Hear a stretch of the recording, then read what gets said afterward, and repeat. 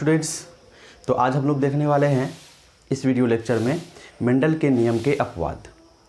ठीक है, पिछले क्लास में हम लोगों ने देखा था कि मोनोहाइब्रिड क्रॉस और डायहाइब्रिड क्रॉस देखा था।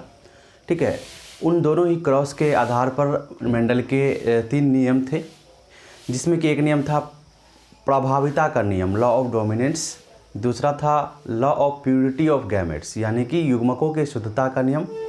और तीसरा नियम था स्वतंत्र अपव्यूहन का नियम, लॉ ऑफ इंडिपेंडेंट असॉर्टमेंट। तो पिछले क्लास में हम लोगों ने, पिछले वीडियो में हम लोगों ने ये देखा। आज के इस क्लास में हम देखेंगे कि जब दूसरे कुछ प्रजाति पर जब क्या किया गया, यही मोनोहाइब्रिड और डायहाइब्रिड क्रॉस कराया गया, तो पता चला कि मेंडल के द्वारा जो नियम दिए गए थे, मेंडल का जो रिजल्ट आ रहा था मोनोहाइब्रिड क्रॉस और डायहाइब्रिड क्रॉस में, F1 और F2 जनरेशन में, वो क्या हो रहे हैं, वो वेरी कर रहे हैं, है ना। वो अलग अलग रिजल्ट जो है वो आ रहा है। तो इसे ही मेंडल के अपवाद के रूप में हम लोग देखते हैं। तो मेंडल के अपवाद के रूप में हम लोग देखेंगे कि मेंडल का जो 3 लॉ था, ठीक है, जो फर्स्ट लॉ था प्रभाविता का नियम, उसके भी अपवाद हैं। स्वतंत्र अपव्यूहन का जो नियम था उसके भी अपवाद हैं। लेकिन law of purity of gamete, ठीक है, युग्मक के शुद्धता का नियम, इसका कोई अपवाद नहीं है। ठीक है, तो चलिए हम शुरू करते हैं आज के इस क्लास में। सबसे पहला तो हम लोग देखते हैं यहाँ पर, ठीक है, ये डोमिनेंस का, यानी कि लॉ ऑफ डोमिनेंस का एक्सेप्शन। ठीक है, लॉ ऑफ डोमिनेंस का एक्सेप्शन देखते हैं सबसे पहले हम लोग, यानी कि प्रभाविता के नियम का अपवाद। तो पहला जो है जिसके बारे में हम देखेंगे वो है अपूर्ण प्रभाविता। ठीक है, अपूर्ण प्रभाविता,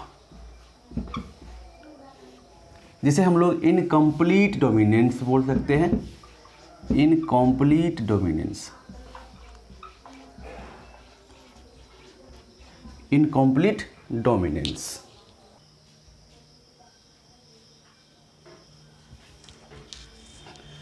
तो देखिए, अपूर्ण प्रभाविता का क्या कहना है। इसके अनुसार विषम युग्मजीय परिस्थिति में दोनों एलील के मध्य गुण प्रदर्शित होते हैं, अर्थात दोनों एलील का 50-50% गुण प्रदर्शित होता है, अर्थात किसी भी एलील का 100% गुण प्रदर्शित नहीं होता है।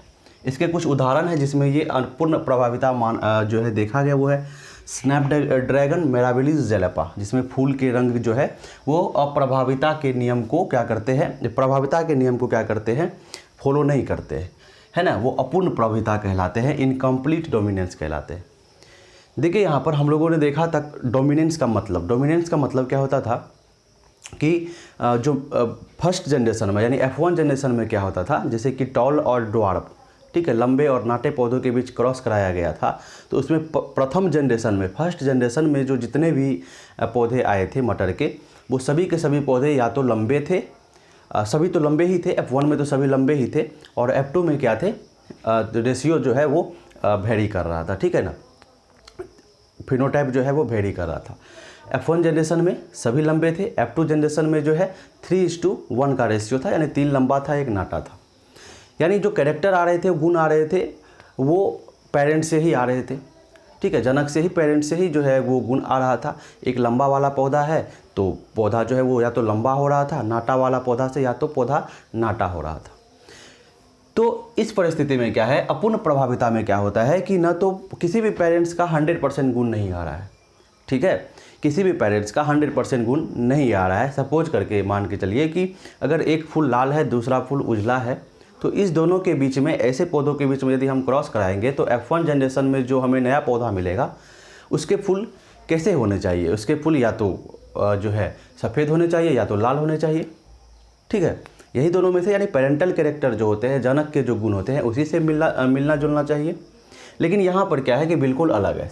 चलिए हम एक मिराबिलिस ज़ैलपा का यहाँ पर केस लेकर चलते हैं, देखते हैं यहाँ पर फूल का रंग, ठीक है। तो फूलों के रंग पर क्या हुआ कि यहाँ पर पता चला कि ये जो है मेंडल के नियम को, मेंडल के जो नियम है प्रभाविता का नियम, उसे फॉलो नहीं करता है।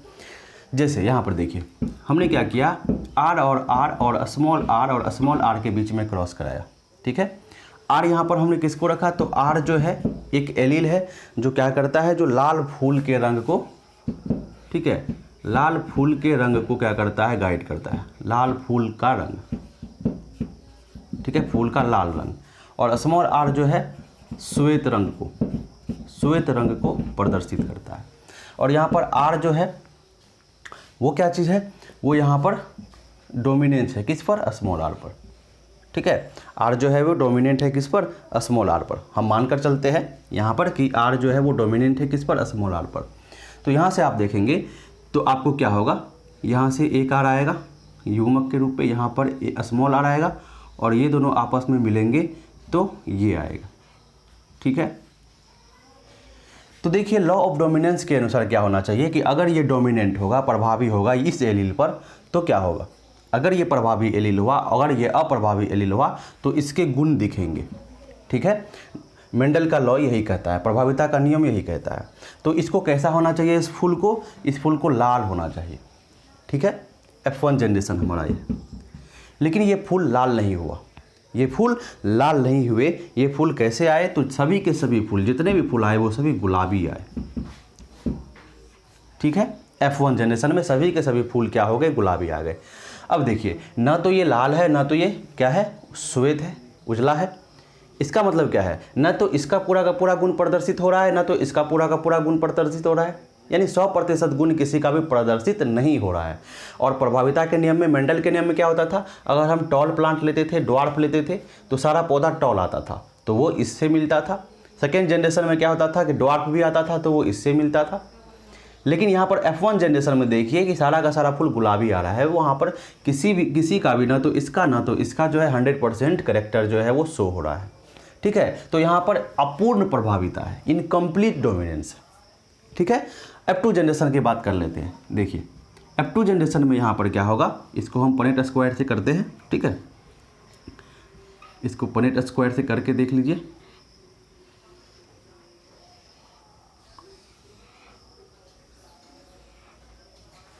देखिए तो इसमें क्या होगा, आर आर, ठीक है, आर स्मॉल आर और आर आर। ठीक है, इतने तरह के हमें मिलेंगे यहाँ पर। तो यहाँ पर क्या हो जाएगा, capital R small R, capital R small R, R R. तो यहाँ पर हमें 4 तरह के क्या हो गए, 3 तरह के यहाँ पर जीनोटाइप कितने तरह के हो गए, एक ये हो गया, ये दोनों एक जैसा है, 2 और एक ये, 3 तरह का जीनोटाइप मिल गया। अब देखिए इसमें क्या होगा, ये आर आर वाले कैसे होने चाहिए, तो ये लाल होने चाहिए। ठीक है, तो ये क्या है, तो ये लाल है, ये फूल कैसे है, लाल है। इस वाले को आप देखेंगे तो इसको कैसा होना चाहिए था, मेंडल के नियम के अनुसार, लॉ ऑफ डोमिनेंस के अनुसार कैसा होना चाहिए था, तो आर अगर डोमिनेंट है स्मॉल आर पर तो इस फूल को लाल होना चाहिए था, लेकिन ये फूल क्या है, गुलाबी है। ठीक है, ये दोनों के दोनों ही फूल क्या हैं, गुलाबी है, क्योंकि ये क्या करते हैं, ये इनकम्प्लीट डोमिनेंस शो करते हैं। ठीक है, अपूर्ण प्रभाविता शो करते हैं। और इस वाले को देखेंगे आप तो ये क्या है, श्वेत है। ठीक है, तो यहाँ से देखिए आपको रेशियो क्या निकल करके आया। यहाँ से जब आप रेशियो निकालेंगे तो मेंडल का नियम क्या था, मेंडल में क्या होता था कि मोनोहाइब्रिड क्रॉस, ये किस पर आधारित था, law of dominance monohybrid cross पर आधारित था, इसलिए हम मोनोहाइब्रिड क्रॉस की बात कर रहे हैं। तो रेशियो कितना आया था, तो F1 जनरेशन में, F2 जनरेशन की बात करें, F1 में तो सभी के सभी जो है वहाँ पर लंबे ही आए थे, यहाँ पर गुलाबी ही आए हैं। तो यहाँ पर रेशियो जो है वो जो है F2 जनरेशन में फिनोटाइपिक रेशियो और जीनोटाइपिक रेशियो को हम देखते हैं। ठीक है, फिनोटाइपिक रेशियो को आप देखिए, तो फिनोटाइपिक रेशियो में देखिए एक लाल है, 2 गुलाबी है और एक क्या है, श्वेत है। एक लाल है, 2 गुलाबी है और एक क्या है, श्वेत है। उसी तरह जीनोटाइपिक रेशियो को आप जब देखेंगे, तो देखिए ये एक जैसा, ये दोनों क्या है, एक जैसा है 2, और ये अकेला एक जैसा है। यानी यहाँ पर फिनोटाइपिक रेशियो और जीनोटाइपिक रेशियो दोनों कैसे आ रहे हैं, 1:2:1 के आ रहे हैं। ठीक है, मेंडल में क्या होता था कि फिनोटाइपिक रेशियो क्या होता था, मोनोहाइब्रिड क्रॉस में वो 3:1 का आता था। जीनोटाइपिक रेशियो तो 1:2:1 का आता था, लेकिन वहाँ पर बीच वाला कोई चीज़ नहीं दिखता था। ठीक है ना, वहाँ पर जो है याद कीजिए आप, वहाँ पर क्या थे, सभी या तो लंबे थे या तो नाटे थे। ठीक है, ऐसा नहीं था कि बीच वाले हाइट का कोई आ गया था, लेकिन यहाँ पर हमें गुलाबी फूल दिख रहा है। तो इसे हम क्या कहते हैं, इसे ही हम कहते हैं लॉ ऑफ, यानी कि अपूर्ण प्रभाविता, इनकम्प्लीट डोमिनेंस। ठीक है, ये प्रभाविता के नियम का एक अपवाद है जो कि मोनोहाइब्रिड क्रॉस से लाया गया था। ठीक है, तो यहाँ से कंक्लूजन ये निकल कर आता है कि F1 जनरेशन में कोई भी फूल ऐसे नहीं पाए जाएंगे जो किसी भी जनक से मिले। ये हो गया लॉ ऑफ इनकम्प्लीट डोमिनेंस या अपूर्ण प्रभाविता। लॉ नहीं इसे कहेंगे, इसे एक्सेप्शन कहेंगे, अपवाद कहेंगे, प्रभाविता के नियम का अपवाद। चलिए आप इसे नोट कर लीजिए, उसके बाद हम चलते हैं दूसरे एक्सेप्शन की ओर। नेक्स्ट हम देखने वाले हैं यहाँ पर सप्रभाविता यानी कि कोडोमिनेंस। ठीक है, तो देखिए कोडोमिनेंस में क्या हो रहा है कि ये भी लॉ ऑफ डोमिनेंस का यानी प्रभाविता के नियम का एक अपवाद है। इस परिस्थिति में क्या होता है कि जब विषम युग्मजी परिस्थिति में हो, ठीक है ना, अगर कोई एलील जो है वो हेटेरोजाइगस कंडीशन में हो, तो उस परिस्थिति में क्या होता है कि दोनों एलील के गुण प्रदर्शित होते हैं। 100% दोनों एलील का गुण क्या हो जाता है, प्रतिशत जो है वो बराबर हो जाता है, 100% है ना। 100% जो है वो दोनों ही एलील के गुण प्रदर्शित होते हैं। उसका कुछ एग्जाम्पल मैंने आपको यहाँ पर लिखा है। AB रक्त समूह, दात्र कोशिका, उरक्तता और कोट कलर ऑफ कैटल। इन तीनों ही एग्जाम्पल को मैं यहाँ पर आराम से जो है डिस्कस करने वाला हूँ। ठीक है, सबसे पहले चलिए केस नंबर ए में यहाँ पर हम देखते हैं किसके बारे में, AB रक्त समूह के बारे में। ठीक है, AB blood group, AB blood group human के, मानव के अंदर जो है ह्यूमन ब्लड ग्रुप एक अच्छा एग्जाम्पल है। AB ब्लड ग्रुप एक अच्छा एग्जाम्पल है जो सहप्रभाविता को दर्शाता है। तो देखिए यहाँ पर जो है AB ब्लड ग्रुप को निर्धारित करने के लिए हमारे बॉडी में, ठीक है, जो RBC होते हैं, रेड ब्लड सेल होते हैं, ठीक है ना, उनके सेल्स में जीन होता है। उस जीन को हम लोग क्या बोलते हैं, उस जीन को आई जीन बोला जाता है। क्या बोला जाता है, आई जीन। ठीक है, इस जीन के 3 एलील हैं, ये बड़ा इंपॉर्टेंट है। इस जीन के 3 एलील हैं। अभी तक हम लोगों ने क्या देखा था कि 2 ही एलील होते थे एक जीन के, लेकिन यहाँ पर 3 एलील हैं। तीनों एलील को इस तरह से प्रदर्शित किया गया है, IA, IB और ये स्मॉल आई। ठीक है, अब देखिए ब्लड ग्रुप किस तरह का होगा, रक्त समूह किस तरह का होगा, वो निर्भर करता है कि इन एलील्स के द्वारा किस तरह के शुगर बनाए जा रहे हैं। ठीक है, किस तरह के शर्करा जो है वो बन रहा है, शुगर बन रहा है, उसी पे क्या होता है कि ब्लड ग्रुप निर्धारित होता है। तो चलिए हम यहाँ पर देखते हैं डिटेल में, एक इसको हम स्टडी करते हैं कि किस तरह से हमें कहाँ पर AB ब्लड ग्रुप क्या लिख रहा है, AB ब्लड ग्रुप में हमें ये चीज़ दिखेगा। तो चलिए अच्छे से इसको समझते हैं। तो देखिए हमारे पास भले ही 3 एलील है, लेकिन चूंकि हम डिप्लॉयड ऑर्गेनिज्म है, ठीक है ना, डिप्लॉयड ऑर्गेनिज्म है, हमारे पास क्या होता है कि होमोलोगस क्रोमोजोम होता है।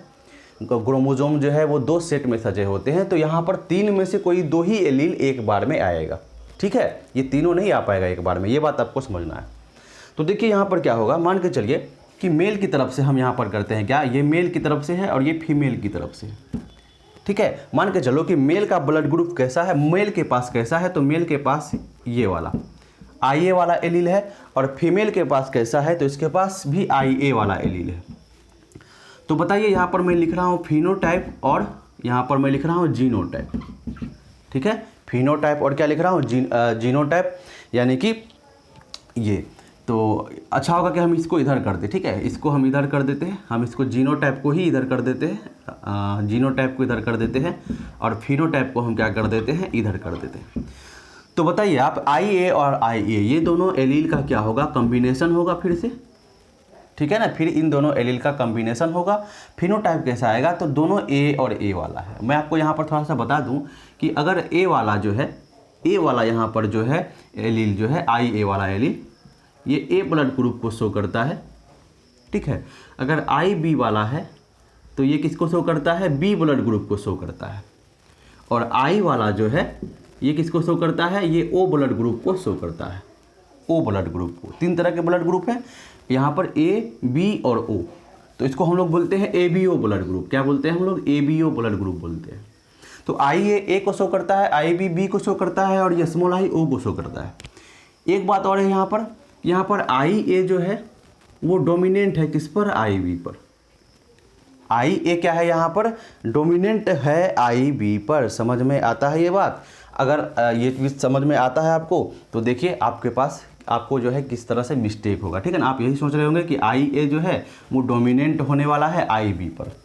ठीक है, तो इसी परिस्थिति में आपको दिखेगा कुछ नया चीज़ दिखेगा। उसके बाद I जो है, ये I, ये दोनों ही जो एलील है वो डोमिनेंट है इस पर, यानी कि IA और IB ये दोनों ही डोमिनेंट है किस पर, स्मॉल I पर।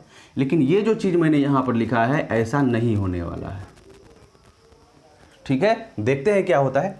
तो यहाँ पर आई है तो ब्लड ग्रुप कैसा आ जाएगा, ए ब्लड ग्रुप आ जाएगा। ठीक है, उसी तरह अगर मेल के पास जो है सपोज दैट आई ए है लेकिन फीमेल के पास आई बी है, तो यहाँ पर क्या आ जाएगा, आई ए आई बी आ जाएगा। तो ब्लड ग्रुप यहाँ पर ए बी ब्लड ग्रुप हो जाएगा। यही हमें नोट करना है।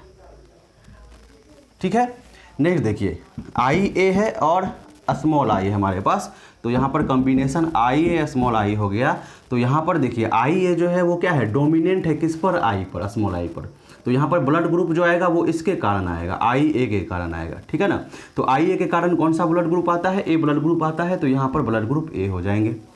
उसी तरह फिर अब देखिए यहाँ पर आई बी है और यहाँ पर है ना फीमेल के पास आई बी है, सॉरी मेल के पास इस बार आई बी है और फीमेल के पास आई है। तो कॉम्बिनेशन तो फिर से वही होगा, आई ए आई बी, क्या होगा, आई ए आई बी। समझ में आता है इस बात को। तो आई ए और आई बी अगर हो गया तो यहाँ पर कैसा आ गया, ब्लड ग्रुप, तो ये ब्लड ग्रुप फिर से ए बी आ गया। अब फीमेल के पास आई बी है और मेल के पास भी आई बी है, तो इस परिस्थिति में आई बी हो जाएगा एलील, तो ब्लड ग्रुप बी आ जाएगा। और यदि क्या हो गया, यहाँ पर आई बी हो गया, ठीक है, और यहाँ पर स्मॉल आई हो गया, तो यहाँ पर क्या हो जाएगा ब्लड ग्रुप, बताइए, यहाँ पर हो जाएगा आपको आई बी और स्मॉल आई। अब देखिए ये भी डोमिनेंट है इस पर, तो जो गुण दिखेंगे, ब्लड ग्रुप दिखेंगे, वो इस एलील के कारण दिखेंगे, और इस एलील के कारण क्या होता है, बी ब्लड ग्रुप आता है, तो ब्लड ग्रुप फिर से क्या हो जाएगा, बी आ जाएगा। समझ में आ रहा है।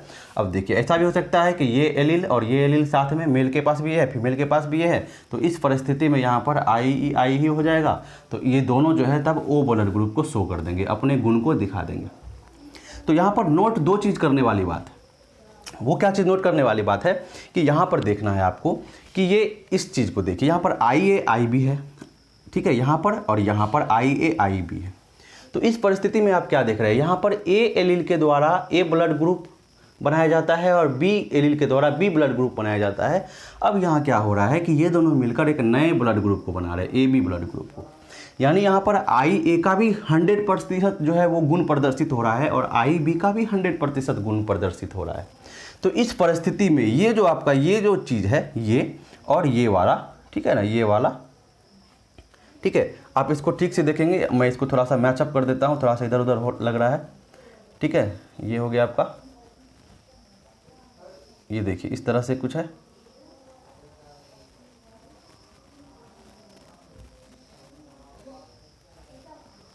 ताकि आपको समझने में कोई दिक्कत यहाँ से ना हो।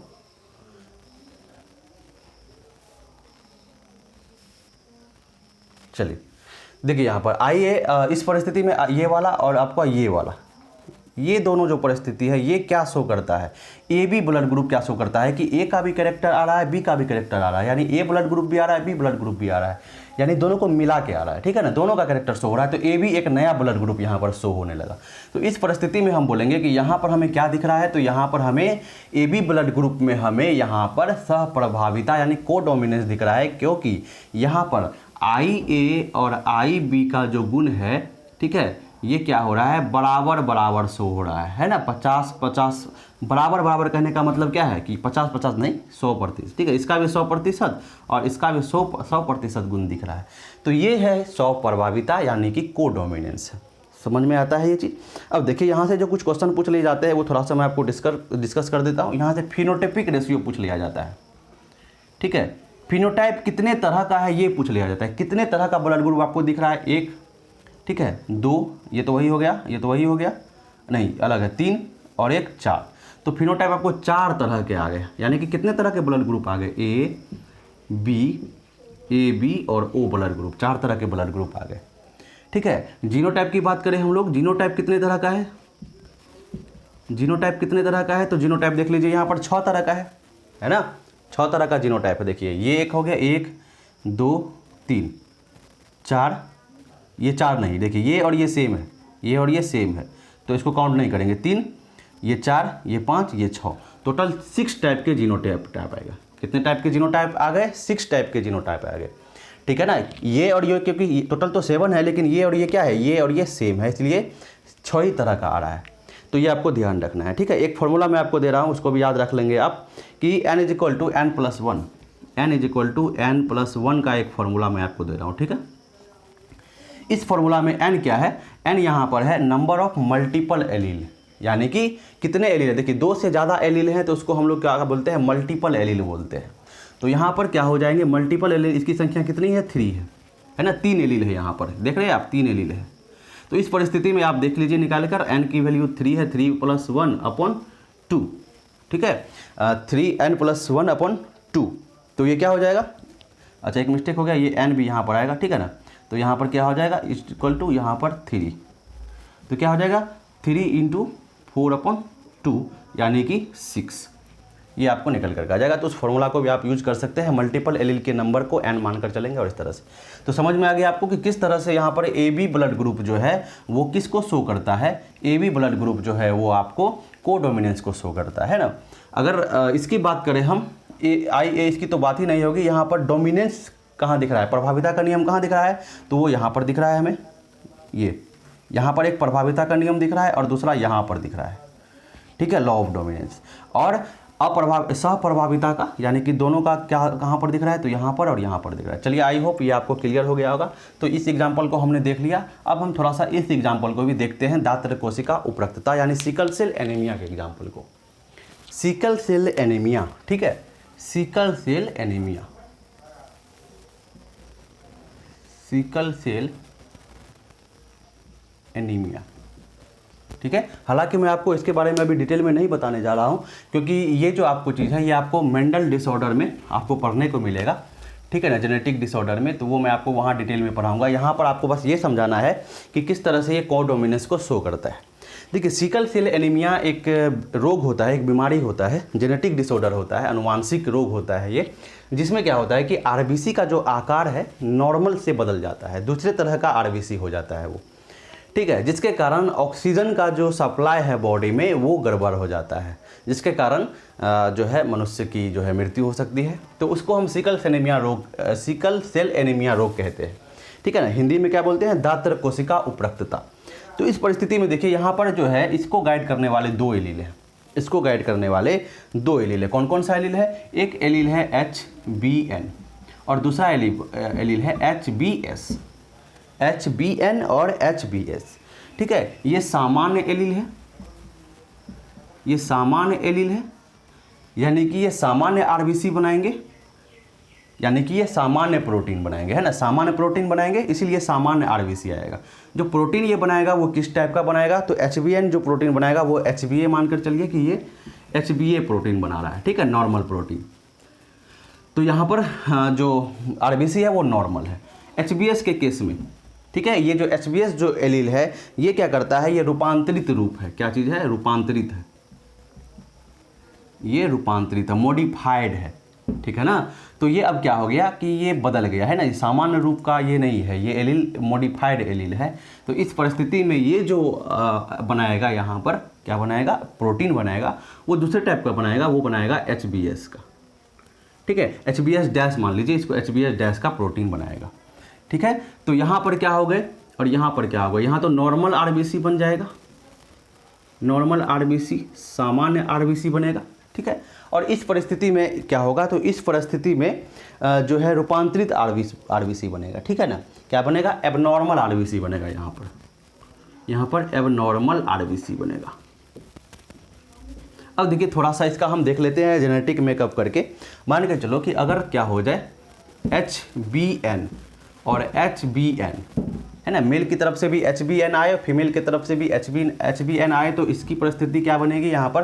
तो देखिए HBN जो है ये नॉर्मल बनाता है, ये तो होमोजाइगस कंडीशन है, तो होमोजाइगस में तो कोई बात ही नहीं है। तो यहाँ पर क्या होगा कि सामान्य आरबीसी बनेगा, सामान्य आरबीसी बनेगा। क्यों सामान्य आरबीसी बनेगा, क्योंकि सामान्य प्रोटीन बन रहा है HBA। और यदि HBN और HBS हो, है ना, HBN और HBS हो, इस परिस्थिति में देखिए ये हेटेरोजाइगस कंडीशन हो गया, मेल की तरफ से HBN, फीमेल की तरफ से HBS, या फीमेल की तरफ से HBN, मेल की तरफ से HBS, कोई किसी से जा सकता है, कोई दिक्कत नहीं है। तो इस परिस्थिति में जब हम देखते हैं यहाँ पर, तो यहाँ पर क्या होगा बताइए। तो यहाँ पर देखिए इसका भी गुण दिख रहा है, इसका भी गुण दिखेगा, इसका भी गुण दिखेगा। ऐसा नहीं है कि सिर्फ जो है इसका गुण दिखेगा या सिर्फ इसका गुण दिखेगा, ऐसा नहीं है, है ना। यानी कि यहाँ पर ना तो सिर्फ नॉर्मल आरबीसी बनेगा या ना तो सिर्फ एबनॉर्मल आरबीसी बनेगा, यानी कि दोनों अपना रूप दिखाएगा। इसके द्वारा जो आरबीसी बनाया जा रहा है वो भी होगा, इसका भी असर दिखेगा। तो इस परिस्थिति में हम क्या कह सकते हैं, तो यहाँ पर आपको दोनों तरह के प्रोटीन देखने को मिलेंगे, HbA भी, ठीक है, HbA और HbS भी, HbA और HbS भी, ठीक है, दोनों तरह के यहाँ पर प्रोटीन बनेंगे। लेकिन यहाँ पर क्या होगा कि आरबीसी जो है, ठीक है, वो नॉर्मल बनेगा। आरबीसी क्या होगा, नॉर्मल बनेगा। लेकिन ये जो कॉम्बिनेशन आ रहा है ये कैरियर हो जाएंगे। कैरियर मतलब समझ रहे हैं, वाहक हो जाएंगे। ये तो इस रोग से ग्रसित नहीं हुए सिकल सेल एनीमिया से, इस कॉम्बिनेशन वाला, ये कॉम्बिनेशन वाला। लेकिन प्रोटीन तो दोनों का बनाया जा रहा है। प्रोटीन क्या हो रहा है, दोनों के द्वारा बनाया जा रहा है, इसीलिए हम इसको कोडोमिनेंस बोल रहे हैं। भले ही आरबीसी इस परिस्थिति में भी नॉर्मल ही है, लेकिन ये कैरियर का काम करेगा, वाहक का काम करेगा। मतलब ये क्या करेगा, अगले जनरेशन में ये अपना गुण दिखा देगा, ठीक है ना। ये जो है नॉर्मल आरबीसी को एबनॉर्मल कर देगा, तो ये वाहक के रूप में यहाँ पर कार्य करेगा, ठीक है। तो इसे हम लोग क्या बोलते हैं, ये हो गया वाहक, ठीक है। उसके बाद इसको हम लोग सिकल सेल ट्रेट बोलते हैं। इसको क्या बोलते हैं, sickle cell trait. Sickle cell trait यानी कि यहाँ पर क्या हो रहा है, गुण दिख रहा है ना, ट्रेट दिख रहे हैं, यहाँ से ट्रेट की शुरुआत हो जाएगी। अब देखिए, अगर कंडीशन ये हो गया, HbS और HbS वाला कंडीशन हो गया, तो इस परिस्थिति में तो 100% कौन सा आरबीसी बनना है, एक ही तरह का प्रोटीन बनेगा। और वो प्रोटीन कौन सा होगा, HbS-। और यहाँ पर क्या होगा कि एबनॉर्मल आरबीसी बनेगा, यानी कि यहाँ पर सिकल सेल एनीमिया रोग हो जाएगा। समझ में आता है, बहुत ही आसान सी बात है, ठीक है। तो ये समझ गए। तो आप थोड़ा सा यहाँ पर हम क्या कर लेते हैं, एक ये बना लेते हैं। देखिए HbN HbS, ठीक है, वो हम पनेट स्क्वायर से थोड़ा सा और अच्छे से समझ लेते हैं। यहाँ पर भी HbN और यहाँ पर भी HbS, ठीक है, देखना है, अच्छे से देखना है। तो देखिए यहाँ पर क्या हो जाएगा कि HbN क्या हो जाएगा, HbN, ठीक है, हेमोग्लोबिन नॉर्मल, समझ रहे हैं, Hb से हेमोग्लोबिन, N से नॉर्मल। अब HbN HbS ये क्या हो जाएगा, HbN HbS। इस परिस्थिति में देखिए यहाँ पर HbN और HbS, और यहाँ पर देखिए HbS और HbS। ज़रा सा इसकी जीनोटाइप को देख लीजिए, कंपेयर कर लीजिए। तो यहाँ पर देखिए HbN और HbN, उसके बाद HbN और HbS, HbN और HbS, और यहाँ पर HbS और HbS, HbS और HbS। देखिए यहाँ पर ये वाले यहाँ पर कितने हैं, एक हैं, दिख रहा है, एक ही दिख रहा है, ये एक ही दिख रहे हैं ये। अब देखिए इससे जो आरबीसी आएगा वो कैसा आएगा, नॉर्मल आरबीसी आएगा, ठीक है, नॉर्मल आरबीसी आएगा, कोई किसी तरह का रोग नहीं।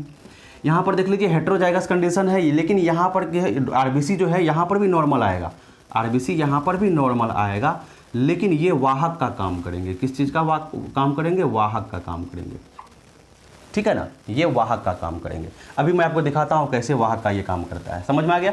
अब देखिए इसकी संख्या कितनी है, 2, इसका कॉम्बिनेशन 2 आ रहा है, और HbS HbS इसका कॉम्बिनेशन कितना आ रहा है, 1 आ रहा है। कितना आ रहा है, 1, देख रहे हैं आप, इसका कॉम्बिनेशन 1 आ रहा है।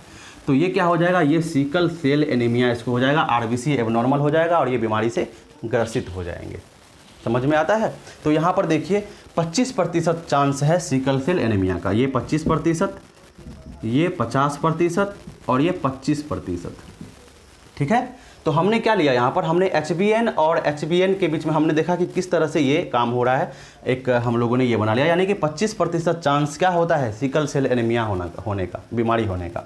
50% चांस होता है कि ये नॉर्मल आरबीसी ही रहे, लेकिन वो कैरियर का काम करे। अब आपको मैं थोड़ा सा समझाता हूँ कि कैरियर का काम किस तरह से होगा। देखिए यहाँ पर देखिए हम इसको लेते हैं, अभी मैंने आपको कहा ये कैरियर का काम करेगा। देखिए HbN और HbS ये कॉम्बिनेशन है, ठीक है। उसके बाद इसको क्रॉस कराते हैं, मान के चलिए इसी से, HbN से और HbN से, ठीक है।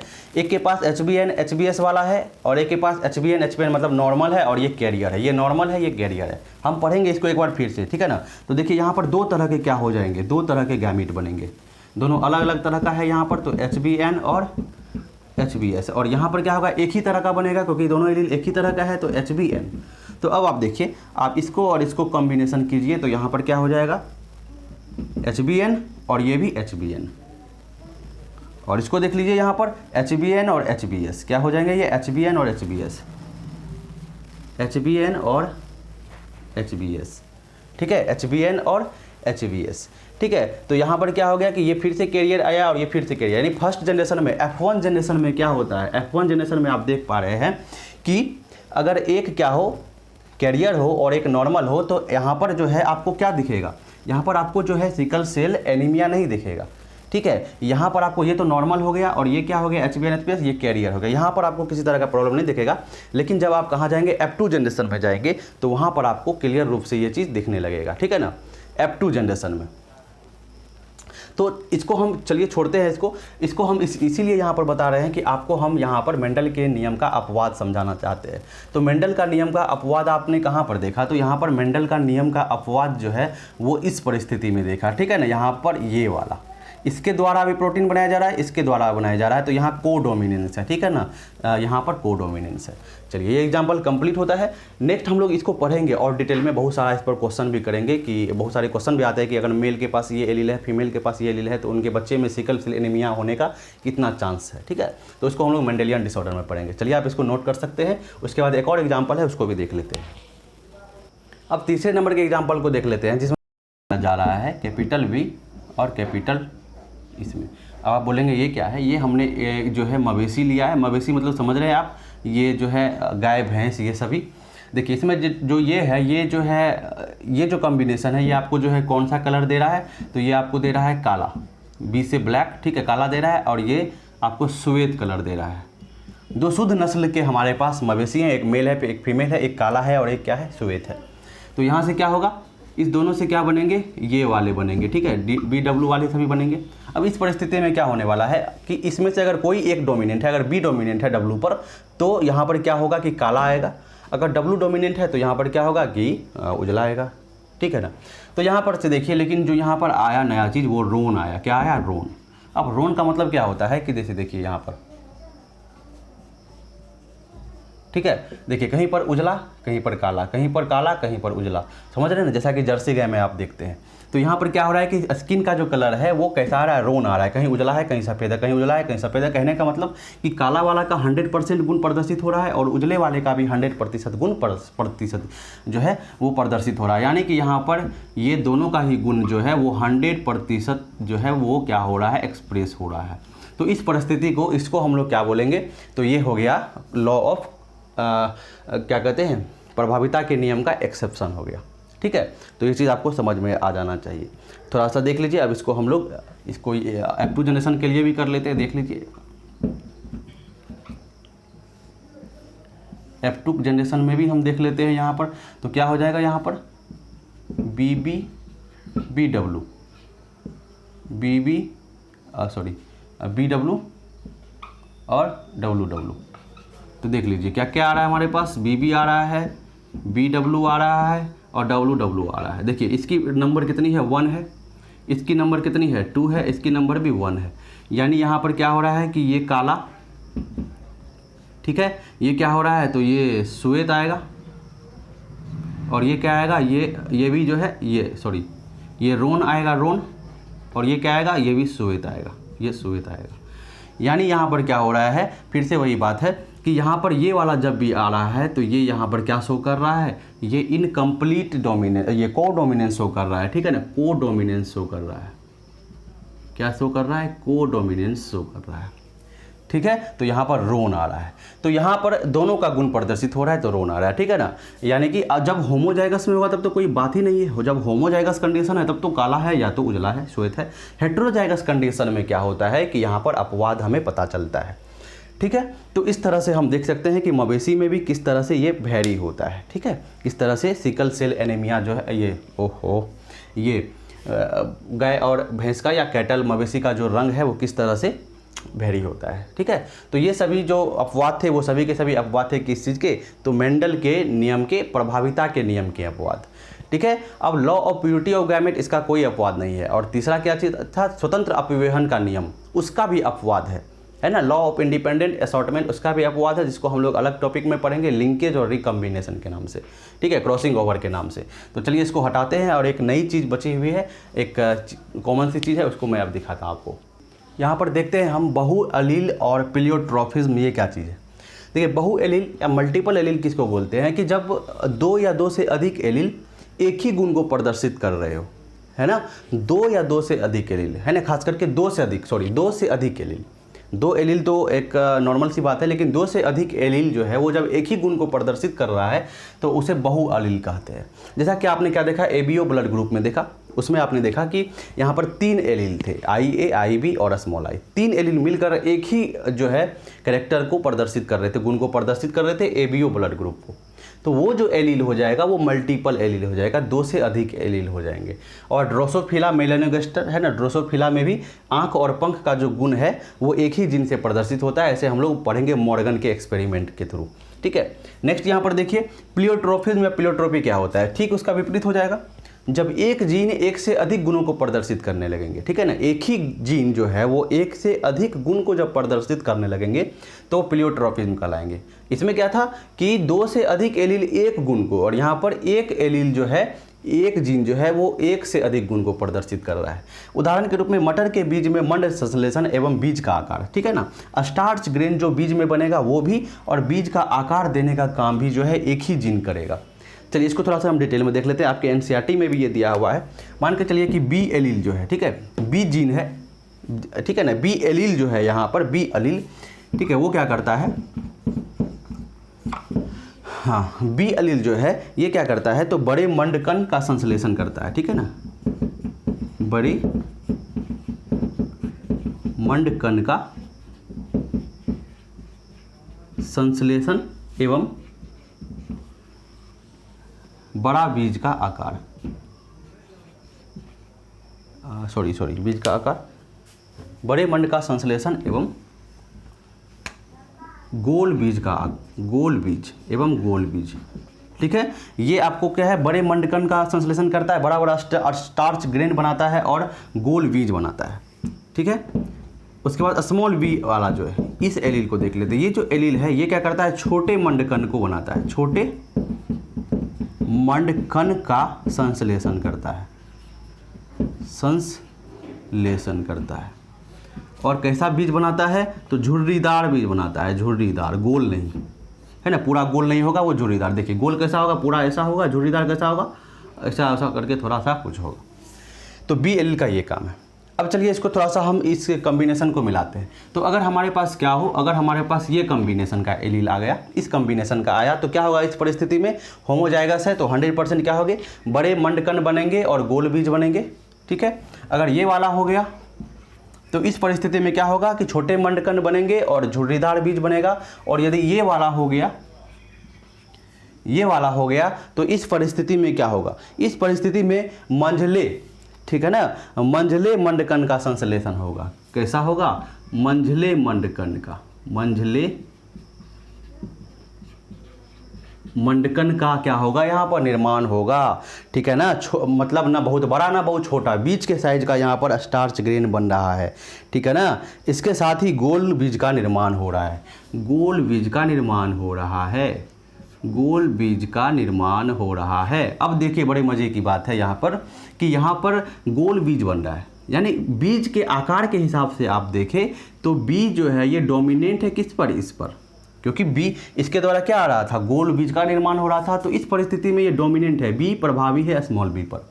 लेकिन इस परिस्थिति में देखिए मंझले मंडकण, मतलब ना तो बड़ा बन रहा है ना तो छोटा बन रहा है, यानी कि ना तो इससे मिल रहा है ना तो इससे मिल रहा है ना, ना तो बड़ा बन रहा है ना तो छोटा, ना यानी कि ना तो इससे मिल रहा है ना तो इससे मिल रहा है। तो ऐसे को हम लोग क्या बोलते हैं, पढ़ के अभी आए हैं, ऐसे को हम लोग क्या कहते हैं, अपूर्ण प्रभाविता। क्या कहते हैं, अपूर्ण प्रभाविता कहते हैं, अपूर्ण प्रभाविता। तो इस परिस्थिति में आपने क्या देखा कि इस परिस्थिति में मंडकण के हिसाब से देखें तो यहाँ पर मझले आकार का, मझले साइज का आ रहा है। तो उस परिस्थिति में इनकम्प्लीट डोमिनेंस हो रहा है, न तो कैपिटल बी का न तो स्मॉल बी का 100% गुण आ रहा है। और इस परिस्थिति में देखें बीज का गोल का आकार जो है वो देखें तो ये यहाँ पर क्या है कि ये यहाँ पर बी डोमिनेंट हो जाएगा इस पर, समझ में आता है। अब देखिए एक्चुअली में क्या है कि यहाँ पर हम बोल तो रहे हैं कि ये जो है दो गुण को प्रदर्शित करता है, लेकिन दोनों एक दूसरे से रिलेटेड है। कैसे रिलेटेड है कि अगर क्या होगा कि बड़ा बड़ा साइज का यहाँ पर स्टार्च ग्रेन बनेगा, बड़ा बड़ा साइज का, तो पूरा भरा हुआ होगा बीज के अंदर, तो बीज कैसा हो जाएगा, टाइट हो जाएगा, तो अपने आप इसका शेप क्या हो जाएगा, गोल हो जाएगा। अगर मंडकन जो है इसमें छोटा छोटा साइज का है और कम है, तो यहाँ पर क्या होगा कि ये पूरी तरह से नहीं भरा होगा बीज, तो बीज कैसा हो जाएगा, कहीं जो है फुला हो जाएगा, कहीं पिचक जाएगा। तो इस तरह से इसका आकार जो है वो इरेगुलर यानी कि झुर्रीदार इसका आकार हो जाएगा। दोनों जुड़ा हुआ ही चीज़ है, ठीक है ना।